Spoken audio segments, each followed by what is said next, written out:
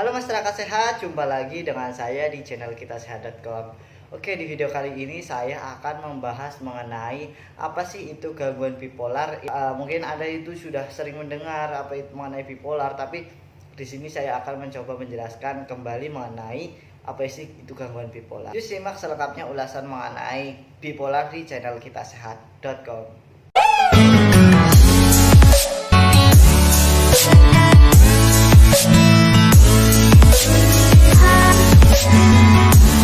Apa itu gangguan bipolar? Gangguan bipolar adalah penyakit kompleks yang kemungkinan berasal dari kombinasi faktor genetik dan non-genetik. Apa faktor genetik? Faktor genetik salah satunya adalah keturunan. Sedangkan faktor non-genetik itu adalah kebiasaan. Seperti kebiasaan Anda dalam pola hidup Anda sehari-hari. Nah, orang dengan bipolar biasanya dapat mengalami periode di mana suasana hati dan energinya normal. Tingkat keparahan saat periode terjadi gangguan dapat berkisar dari ringan hingga ekstrim dan dapat terjadi secara bertahap atau tiba-tiba dalam jangka waktu beberapa hari atau beberapa minggu. Nah, seiring dengan episode manik atau depresi, pasien dengan gangguan bipolar mungkin memiliki gangguan dalam berpikir. Mereka mungkin juga memiliki distorsi persepsi dan gangguan dalam fungsi sosial. Jadi mungkin orang bipolar juga biasanya enggan untuk berinteraksi dengan masyarakat di sekitarnya ataupun tetangga-tetangga sekitar. Nah, apa sih sebenarnya gangguan bipolar ini? Gangguan bipolar itu seperti dengan halnya penyakit atau gangguan psikiatri lainnya, penyebab gangguan bipolar tidak diketahui.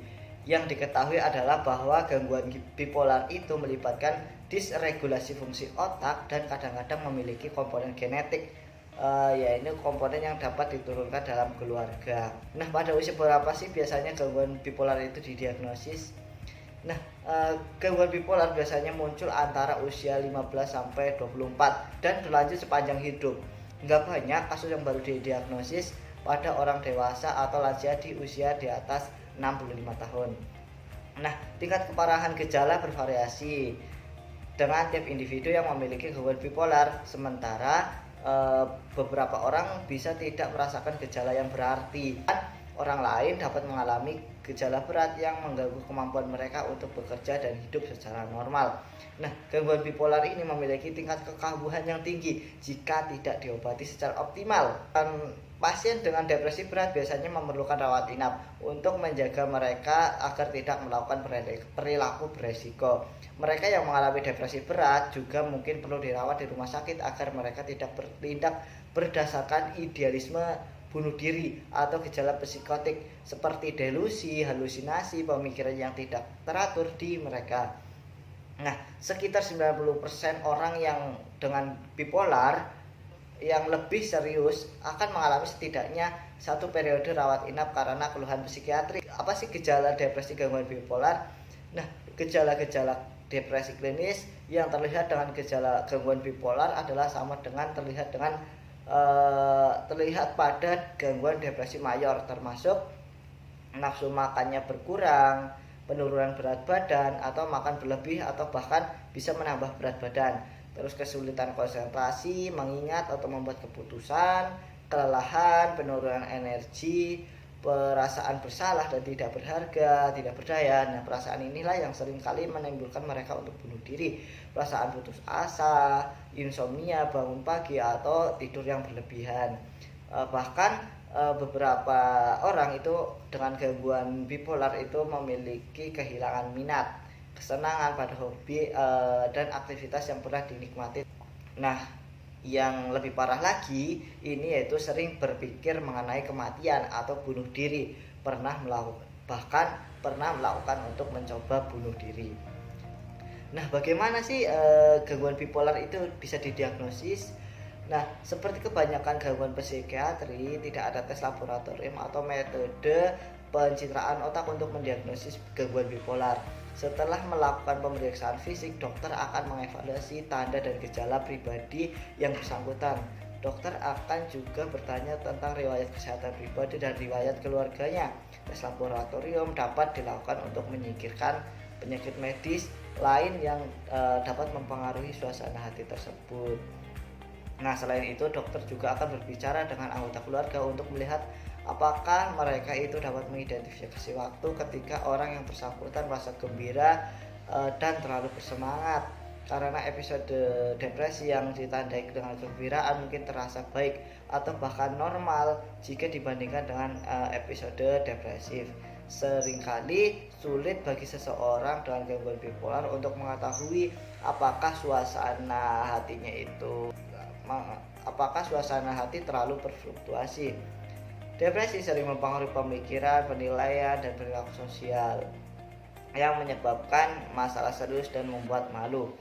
Misalnya keputusan bisnis atau keuangan yang tidak bijaksana dapat dibuat ketika seseorang berada dalam fase depresi. Jadi diagnosis dini dan perawatan yang efektif sangat penting dengan gangguan bipolar ini.